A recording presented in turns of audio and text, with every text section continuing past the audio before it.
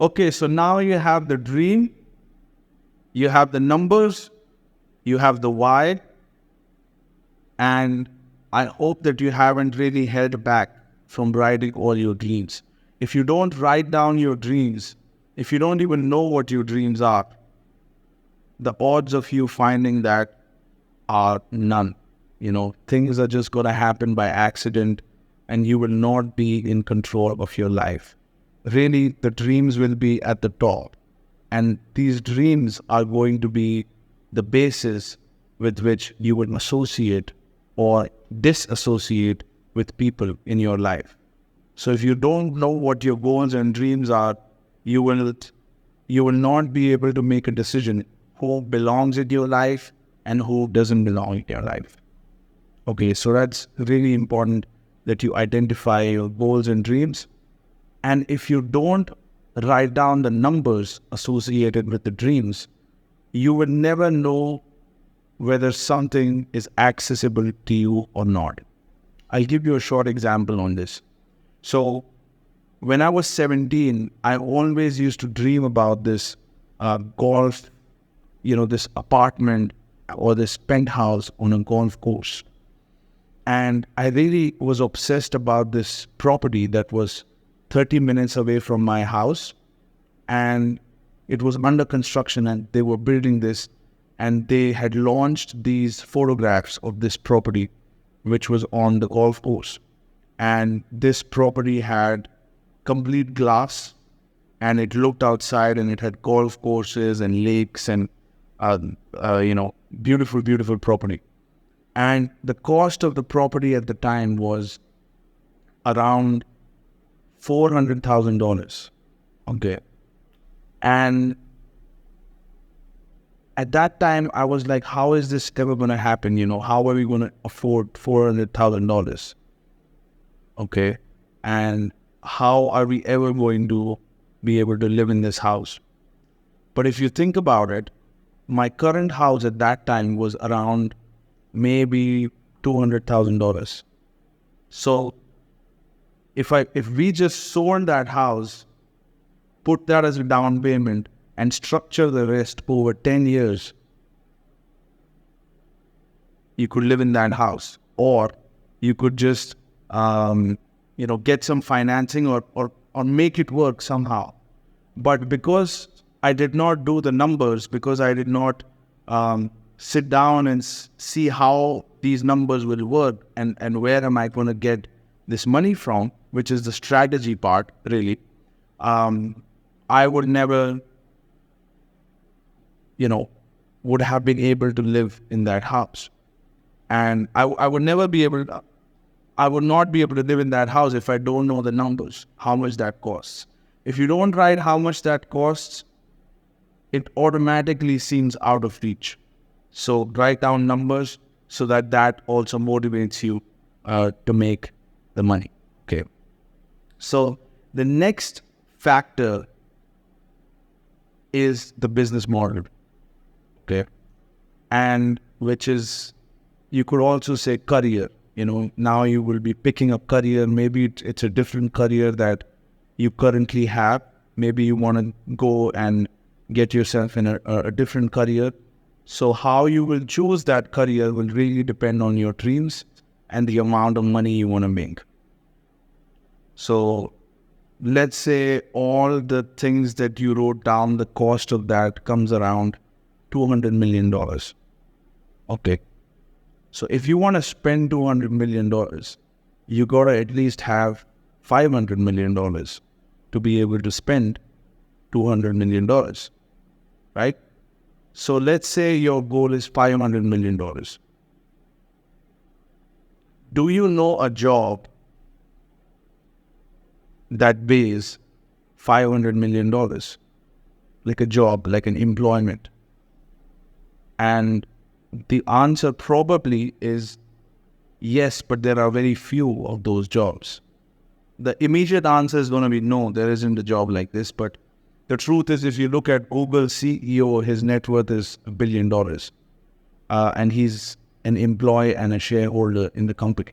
So yes, in theory, yes, there are jobs that can pay that much. but realistically speaking, those are extremely few. So the odds of you making it as a lawyer, as an accountant, as a doctor, or as an employee in a company, or whatever profession that you are in right now, you may not be positioned to make that kind of money. So positioning is going to be extremely key. And it's possible even that the industry, the whole industry that you are in, does not have that money. Or even if it does have that money, that industry is monopolized. For example, let's take entertainment industry, for example. And you really want to look at the world through industries. People always say, what do you want to be when you grow up? What career, what job, what profession you want to get in. But they don't ask, what industry are you going to get into? Your career and your job really exists inside of an industry. Job is just a positioning inside of the industry. So which industry you're positioned in, which region you're positioned in, are going to be extremely important factors that will determine your success, and which will determine whether you will become successful and you will realize your dreams or not. So let's talk about the entertainment industry. For example, you say, I want to get into entertainment industry. Well, there are maybe a couple of $100 billion in the old industry, but that industry, and you might already know this, is very monopolized. So there are only a few directors, few producers who are the top of the top and make most amount of money. Okay, there are only few studios, and there are only a handful of people that connect everything. So if you want to become successful, you have to get in touch with those people. And there are very few people. So if they don't like you, for whatever reason, you would get stuck in the rat race forever. And how are you going to pay the bills, etc.? And this is the reason why many actors, actresses do not make it, and very few people make it. Okay, so you have employment out of the window, you have the entertainment businesses out of the window. This is if you want to make $500 million to $1 billion, because there are very few people who have done it in those industries. And the primary reason is that those industries tend to be very small in size. Now you might say, how is $100 billion small?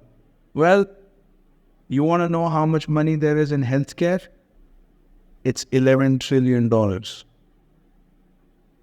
$11 trillion globally you have in healthcare. And at the moment, most likely, it's much more than that. So you will only make the amount of money which is in that whole industry, proportionate to that whole industry. You're not going to make $100 billion in an industry that's worth $50 billion. It's not going to happen. So the bigger the industry, the bigger the opportunity. So first factor is that the industry that you want to get into have to be big enough. Okay, it has to be in trillions of dollars. Second, it should not be monopolized. So most of that industry cannot be with one or two companies, cannot be controlled by one or two companies. For example, the social media space is a monopoly. If you come up with a social media app, most likely you're going to fail, because that's a very big industry, extremely big, but it has the monopoly. So that's another factor. You got to not have a monopoly. The industry has to have a lot of money, and the power has to be divided. You will still have some big companies, yes, but it should not be that they capture the entire market. Okay, so you want to avoid those industries. All right, let's talk about the type of business model that you could have within that industry. All right, and I want to tell you, I'm in healthcare, and I am into buying businesses. So So employment is gone out of the career, because if you want to make $500 million, it's not going to happen as an employee. Actors and actresses, you could argue that very, very few people have actually a net worth of $500 million. You can Google. All the many famous actors do not have that kind of money. So that's out of the window. The third option that you have is entrepreneurship as a career. Okay? So entrepreneurship. The moment you talk about entrepreneurship, you have two types of business ventures fundamentally. One of them is create a business from scratch, find a service or a product that's trending, and start a company around that and make some money. With this strategy, you're going to make a few $1 million. This is starting a company from scratch and acquiring customers. Okay. So your whole focus is on customer acquisition. And each customer might be worth $5,000 to $10,000. Okay, let's say, just an example. Or it can be, that one customer can be worth $50. But if you're in real estate, those numbers can go higher. But really, every close that you make, you're collecting $1,000, $2,000, or a couple of $100 if you're working in high volume. So you could sell $100 product 1,000 times or 10,000 times and make a lot of money, or you could sell $1,000 or $10,000 product a few times, a couple of thousand times and make a lot of money, or you could buy something really, really big in size and buy only a few of those things and make a lot of money. And which is what brings me to the next type of business model, which is based on not acquiring customers, but acquiring cash flow producing assets. So if you look at the amount of people that have made hundreds of millions of dollars in real estate and mergers and acquisitions, you will be surprised as to what you will find. You will find that there are so many individuals that have made $100 million, either in real estate or in mergers and acquisitions.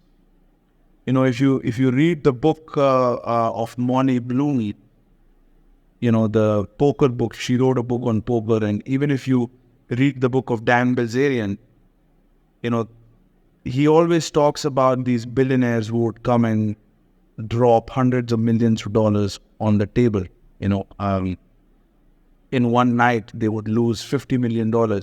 In a week, they would lose hundreds of millions of dollars. And when he would describe what they do for a living, they do mergers and acquisitions. They're either into mergers and acquisitions or they're in real estate. Okay, and mergers and acquisitions, which is buying companies, is much better than real estate. Okay, because the margins are much bigger, the cash flow is much more in mergers and acquisitions versus the real estate. I will even make a video on comparing these two. I know real estate is very popular, but with the greatest respect, mergers and acquisitions, especially in healthcare, it is way more lucrative than real estate, even real estate. So, although real estate is also pretty good, and I'm not trying to demean, but if you compare these two, this will always win. So you have this business model where you're going to be, instead of acquiring customers, you will be acquiring companies that already have customers. Okay. So now from dreams and numbers, we are coming to strategy and business model. Okay. So we are narrowing it down to how to make it happen. So now you have,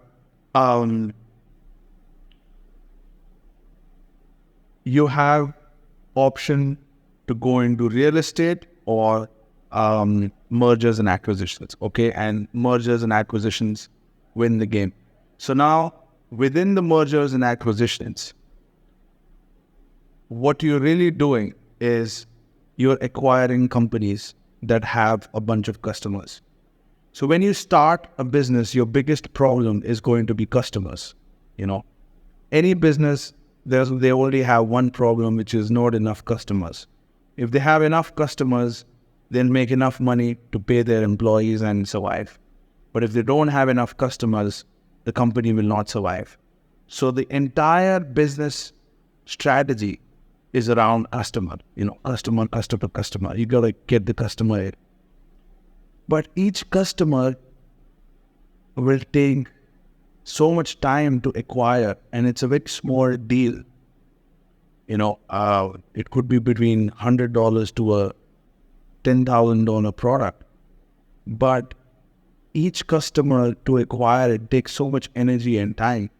And this is the reason if you see someone who has built $1 million, $10 million business, it has taken in many cases them over a decade to create that kind of business.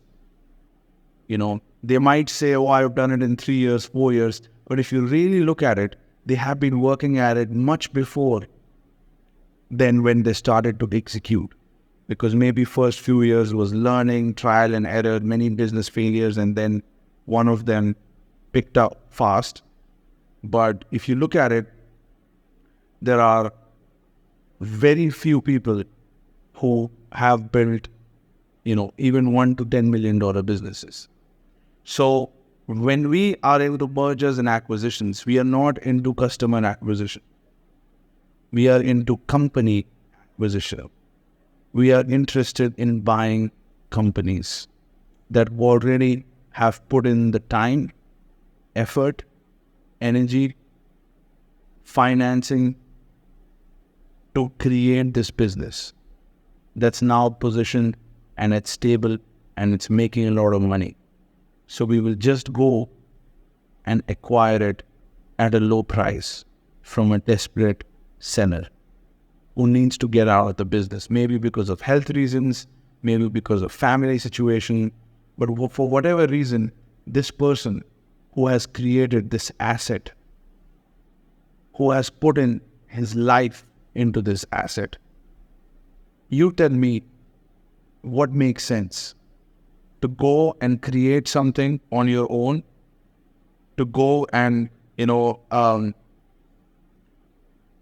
raise money, from your family, and then go and, try to create something with that money and develop products and services, then go find who your client is, then going and talking to a lot of people, then spending money on marketing, then the marketing campaign fails, then you finally have a little customer, then you break even after a few years. You're not able to pay the bills. And eventually when the growth happens, it's very little. You're competing against big players. That game seems to be extremely difficult. I don't know. I honestly don't know how people are able to do it. But people who do it, you have to develop a tremendous amount of competence to be able to do it. But if you want to buy a business that's already successful, it's already dominating the market, it's been there for the last 10, 15, 25 years. I have come across companies that were 25 years in business and has an old owner that wants to retire. If I want to create a company of that size and that credibility and that reputation, that company has an existing relationship with its clients. It has the good reputation. It has stable cash flows. For decades, the cash flows have been growing steadily. And banks love these deals, especially when they can be acquired at a low price. So in one scenario, you have creating a company from scratch, spending decades. If you ever make it, most of the time you don't make it, because why? Whatever industry you go into, whatever business model you have somebody else doing it for 10, 15, 20 years. And let's say this company is making $5 million a year in cash flow. But over 20 years, that person, that company could have invested around $25 million to generate $5 million. For example, if they make some money, they reinvest in the company, then they make some more, then they reinvest again, and they keep reinvesting and keep making profit. Over this cycle, they could have invested $25, $30, $40 million over 10, 15 years.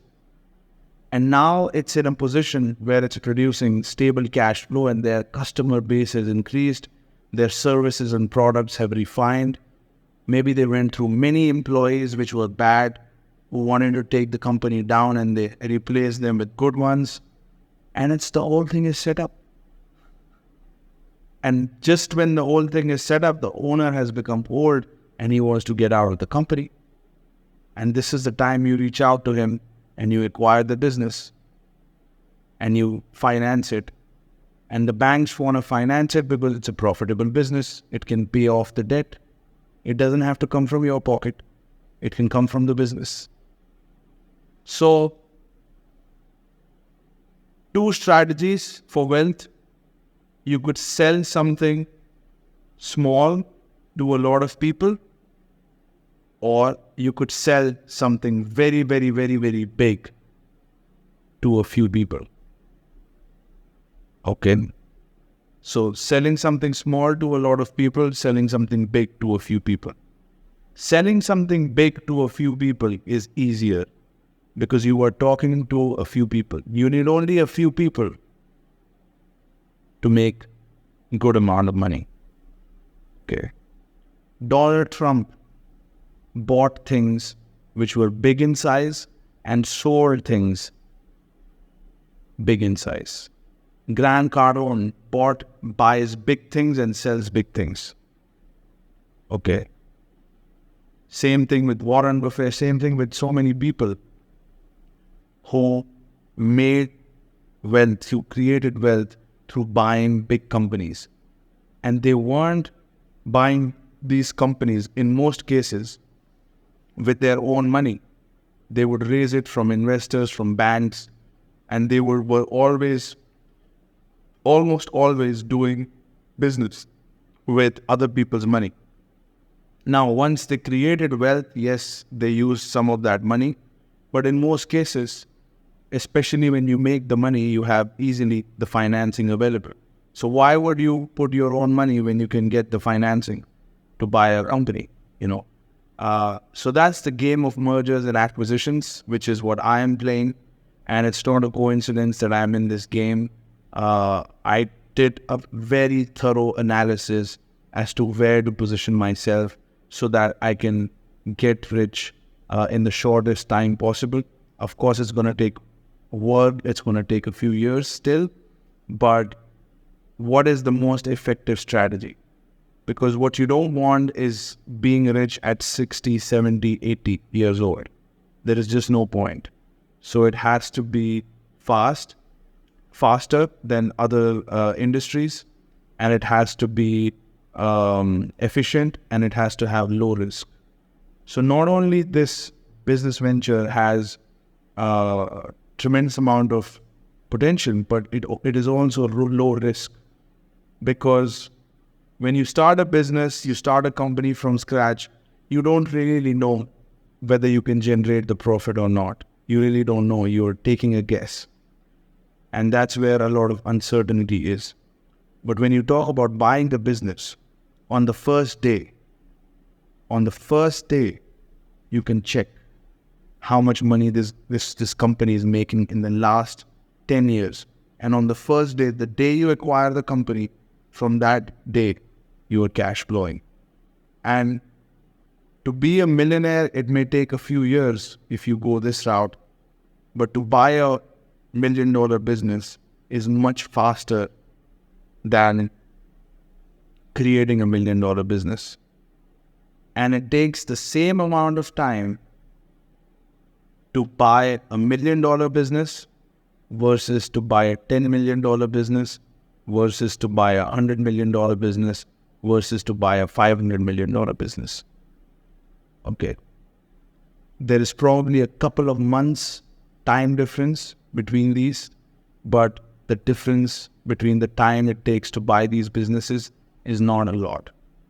So imagine, instead of creating a $10 million company, buying a $10 million company using other people's money, using financial institutions, financial instruments. And that's what the whole game is about.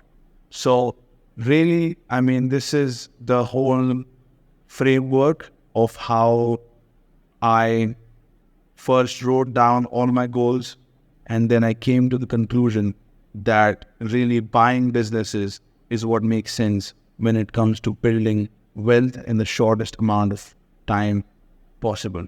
So if you like the video, hit that subscribe button, and I'll see you soon in the next video.